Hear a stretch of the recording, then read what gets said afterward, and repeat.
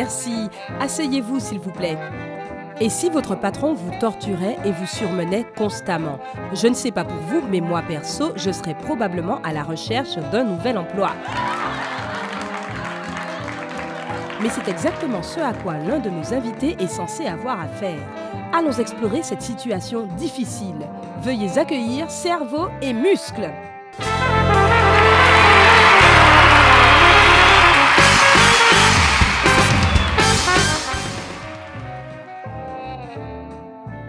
Ok, muscle, c'est toi qui as écrit que ton patron, cerveau, te donne toujours des chocs électriques pour te forcer à travailler. Ces allégations sont-elles vraies, cerveau? Oui, c'est exact. Mais il est paresseux. Que puis-je faire d'autre s'il ne bouge pas sans cela? Il pourrait parfaitement passer sa vie entière sur le canapé à manger des cochonneries et à se transformer en grosse patate pourrie. J'ai une entreprise à faire tourner, moi. Alors je dois littéralement lui faire des électrochocs pour qu'il passe à l'action. Muscle, comment tu supportes ça? Eh bien, ce n'est pas facile. Mais il a raison. Je ne peux pas me contracter tout seul. Vous voulez nous montrer comment ça marche?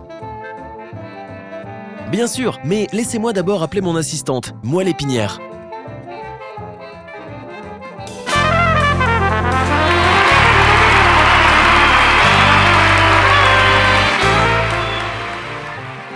Ok Moelle, on fait comme d'habitude. D'habitude, j'envoie l'impulsion à la moelle épinière et elle le transmet à Muscle. Comme vous pouvez le voir, Muscle se contracte alors. Et regardez ce qui se passe quand je relâche l'impulsion. Le muscle reste contracté pendant un certain temps.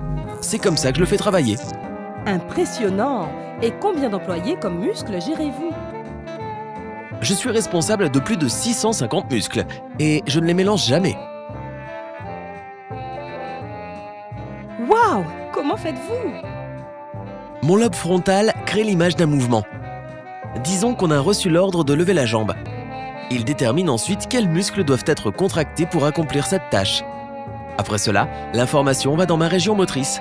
De là, j'envoie des impulsions électriques à tous les muscles que je dois stimuler à l'aide de la moelle épinière.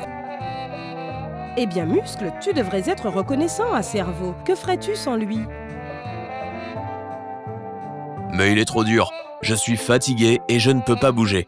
Mais il n'arrête pas de me pousser. Pfff, dis ça au gars du département des yeux. Ses muscles font 10 000 mouvements par heure. Et alors, je suis plus fort qu'eux? Non, c'est le muscle de la mâchoire qui est fort, pas toi. Peut fermer la bouche avec une force de 90 kg sur les molaires. Vous avez vraiment une équipe de rêve, n'est-ce pas? Mais pourquoi Muscle se sent-il si fatigué? Est-ce un manque d'oxygène? Une accumulation d'acide lactique? Je connais un ou deux trucs à ce sujet. Non, pas du tout. Au plus profond du muscle, il y a des tubules transversaux, ou tétubules pour faire court. Il devient transparent avec des tubes à l'intérieur. Ils abritent les canaux calciques, qui sont comme des interrupteurs marche-arrêt. Ils rendent le muscle tendu ou détendu. Regardez ce qui se passe quand le muscle s'exerce pendant un certain temps. Les canaux calciques commencent à fuir les ions calcium, et voilà ce qui arrive.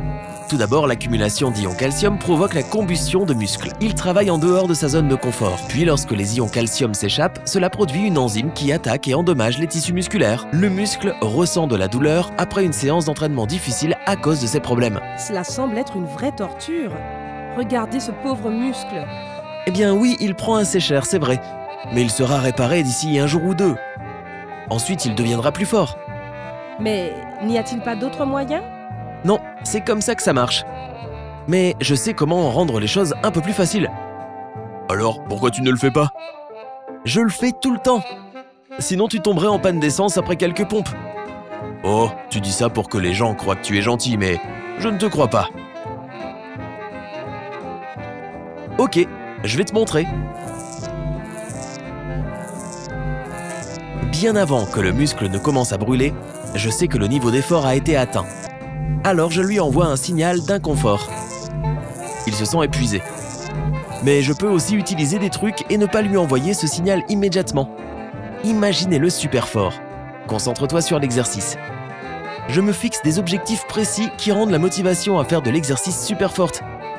Et muscles passent au-delà du point où ils se sont fatigués, juste comme ça. C'est impressionnant. Combien de fois tu t'entraînes, muscle? Chaque jour, je ne lâche jamais prise. Je suis une machine.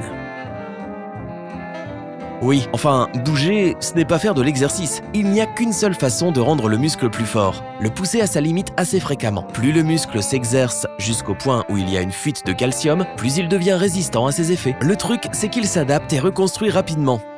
Réparant les dégâts, il aide à développer non seulement la force, mais aussi l'endurance.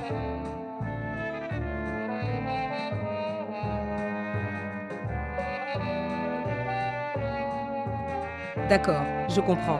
On dit que vous avez un muscle dans votre équipe qui s'entraîne sans repos et ne se fatigue jamais. Est-ce que c'est vrai? Ah oui, c'est Cœur. C'est notre employé du mois, tous les mois, au département musculaire. Il pompe environ 9460 litres de sang sans arrêt, sans jamais prendre de pause. Ok, rencontrons-le. Venez ici, Cœur.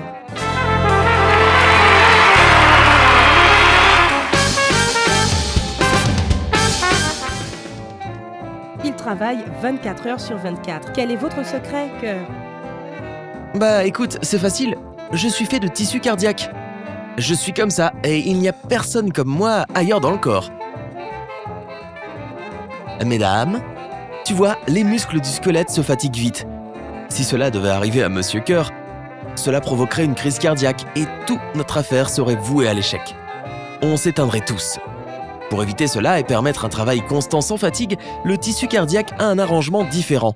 Il a beaucoup plus de mitochondries, qui produisent beaucoup plus d'énergie sous forme d'un produit chimique appelé adénosine triphosphate, ATP. Des petits organismes dans les cellules, c'est le moteur de la cellule. Ils transforment le glucose en énergie. Et les mitochondries sont... Le fait d'en avoir plus signifie que le cœur ne manquera jamais d'énergie dans des circonstances normales. En fait, non. Ça ne le serait pas. Tout d'abord, Cœur est spécial parce qu'il a tellement de mitochondries.